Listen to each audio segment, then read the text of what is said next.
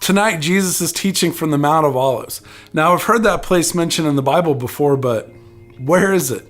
Well, it turns out that it's a mountain ridge just outside and east of Jerusalem. Jerusalem and the Mount of Olives are separated by a valley called the Brook of Kidron. The Mount of Olives is known for, you guessed it, olive trees. Now, in the Old Testament, the Mount of Olives was the site of many events. When King David's son Absalom tried to take control of Jerusalem, David and his men fled eastward. In 2 Samuel 15, it says this: David continued up the mountain of Olives, weeping as he went. His head was covered and he was barefoot.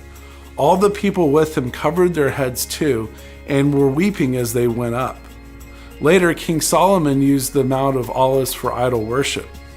On a hill east of Jerusalem, Solomon built a high place for Chemosh, the detestable god of Moab, and for Molech, the detestable god of the Ammonites. Jesus made many visits to the Mount of Olives because on the other side of it was the town Bethany, where his friends Mary, Martha, and Lazarus lived. The Garden of Gethsemane is also on the western slope of the Mount of Olives, so we know that Jesus spent a lot of time in prayer on this ridge. So there you go, a little bit about the Mount of Olives, and that's enough today for a historical minute.